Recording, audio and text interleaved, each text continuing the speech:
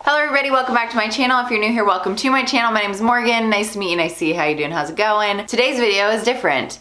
I have been watching tons of houseplant tours on YouTube and I feel inspired. I love me some houseplants. I have quite a few houseplants. So I am going to do a houseplant tour of my own and share my few tips and tricks that I have to keep things alive.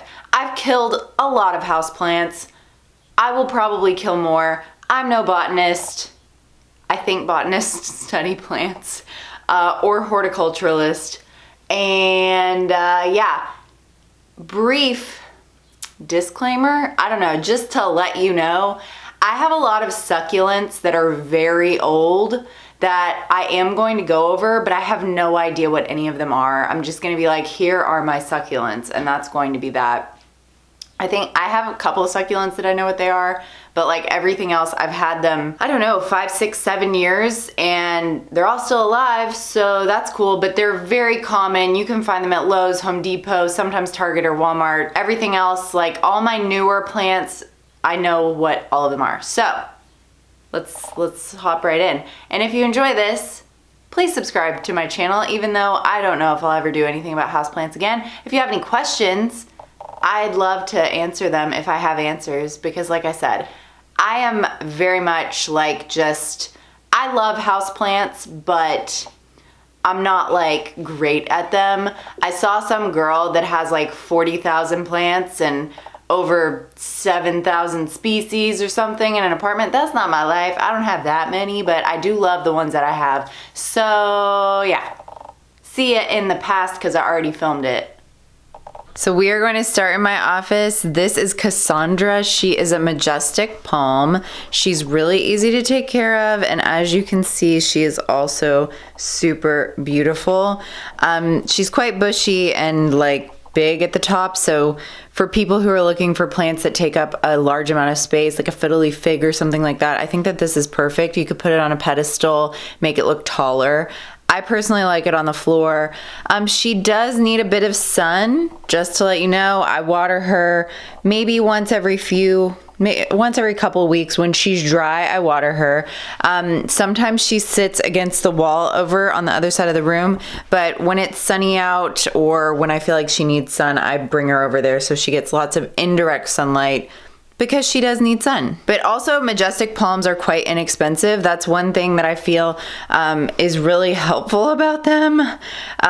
You know, like Fiddle Leaf Figs and plants like that that are very well-renowned houseplants are super expensive for bigger versions. This I got for $17 at Home Depot, and she's big and I love her, and I think she's just as beautiful. Next we have Zane, my snake plant. So snake plants are also very, very, very popular, and they also can be pretty expensive, but they are absolutely wonderful if you live in a space that does not get a lot of light, or you have a room that doesn't get a lot of light that you want a plant in and you want a green pop in.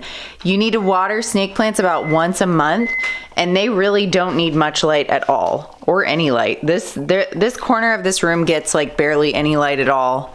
And this snake plant is doing like thriving, surviving and thriving and living. And look how pretty he is. He's just the prettiest. And I love him so much. Look at his beautiful markings. And his leaves kind of feel like succulents. Like they're very thick. Feels like they hold a lot of water or something. I really don't know how they work, but I do know that they thrive in low lit environments. Next up is this little lady. Her name is Zoe, and she is a ZZ plant, and she is just amazing. Like her structure and like the way that the leaves grow blows my mind. The roots are very much like potato-y. They are very big and bulbous and hold a lot of water, so you do not have to water her often at all. She needs to be watered about once a month, and she's very easy to take care of. Just like the snake plant, she does not require a lot of light. Obviously, if you give them more light, they will grow more, but I really don't want to repot her anytime soon, so I'm hopeful that she'll stay in the same pot size for at least a year. Not looking for her to grow that much. But yeah, super low maintenance, great for people who don't have access to a lot of light. And she's super interesting. Like, she's just a really pretty plant. Looks kind of like a mini tree. but I love her. I actually got her at the same time as my snake plant, which is why they both got Z names, Zane and Zoe. Love it. So the rest of my plant babies live in my Florida room, and as I mentioned previously, I do not know the names of all of the different varieties of succulents, so I'm going to go through what I have, but if I don't know what a thing is, I'm really, really sorry. It's kind of difficult to figure out what a succulent is online just because there are so many different varieties. But anyway, I have 2 orchids, one right here and one right here. I don't know if it'll focus on that.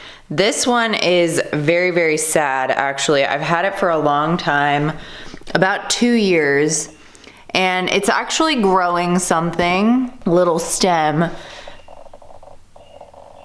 See, it's actually growing. I hope that it blooms, but I don't have high hopes. I don't know why it got so sad. I kept it alive and happy for a really long time, and then it just got sad all of a sudden. This one I've had about a year, and it is very big, but it currently has no blooms and no bloom shoots. It's just a little plant right now, so hopefully it sprouts this fall and blossoms next spring. Hello from the future. So I'm sitting here editing this video, and I'm realizing that I did not share care instructions for most of the plants in my Florida room. So as far as orchids go, orchids are really, really difficult to take care of, and I honestly have no tips. Like, water them about once a week. They need a lot of indirect sunlight.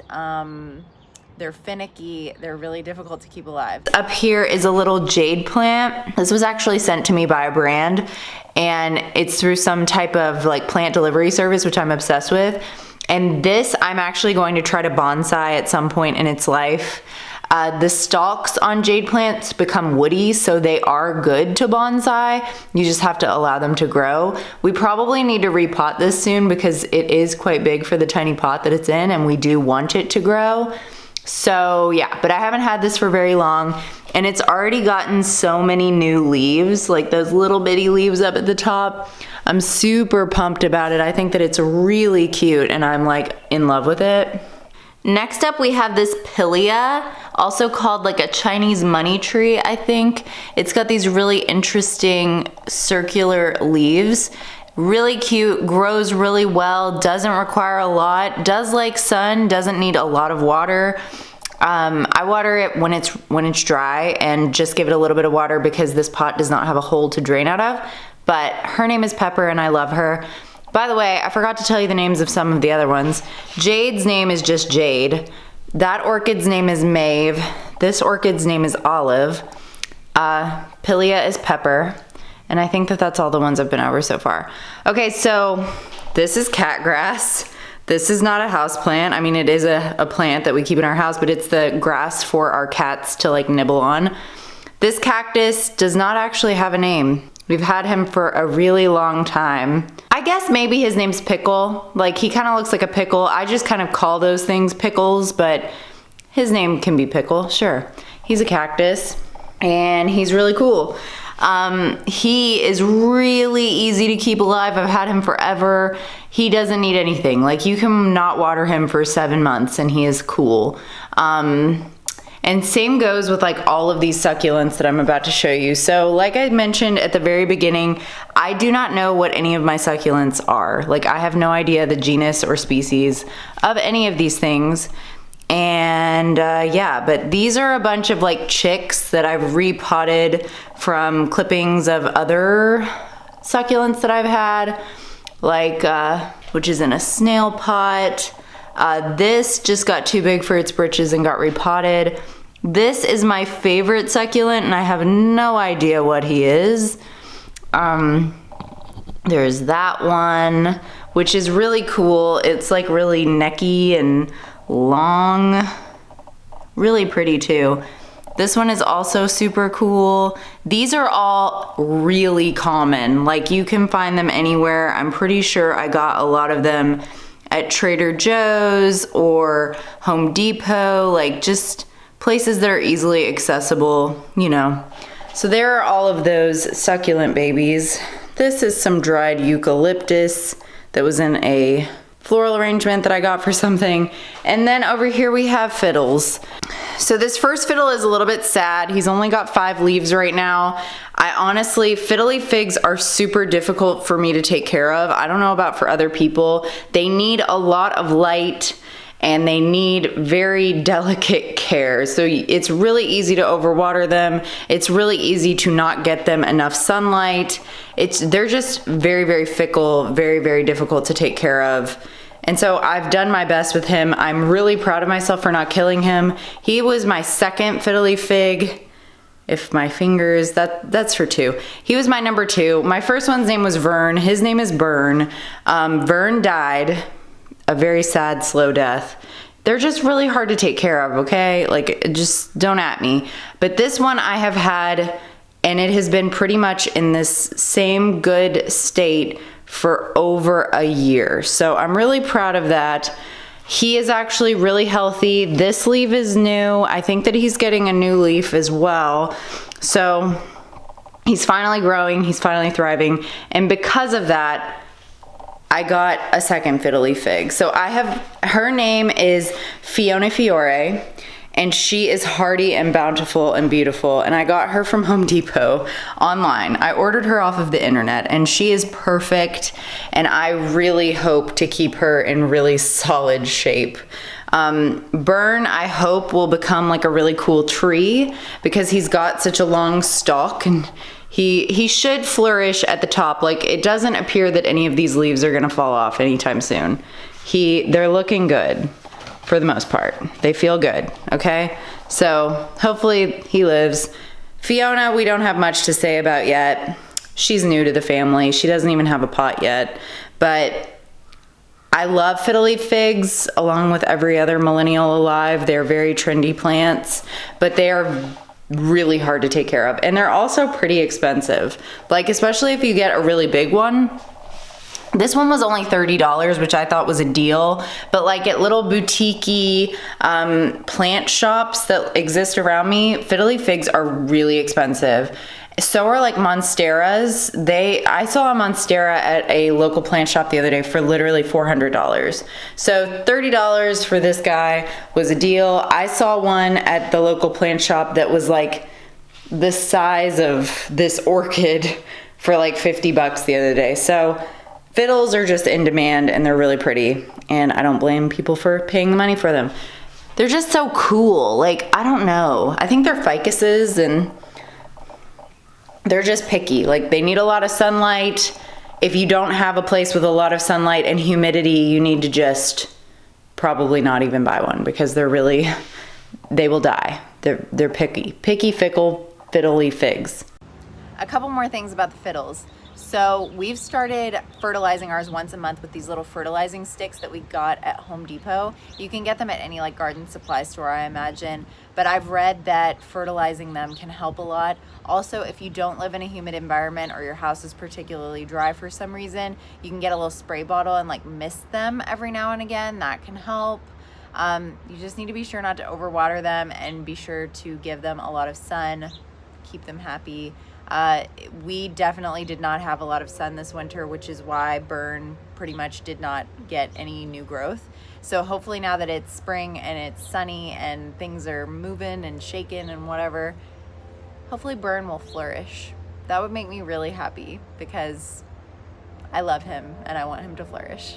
And last is the newest addition to the family. It's a citrus tree. This is an orange tree. I got it from my mom. She bought it for me. I have no idea where she got it, but it is so cute.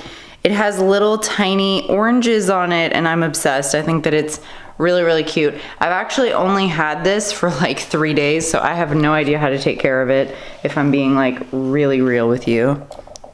My mom has had a citrus tree in her house for literally 10 years. So I know that it's possible for them to grow and do well in the climate that I live in, even though we do not live in anywhere near tropical situations.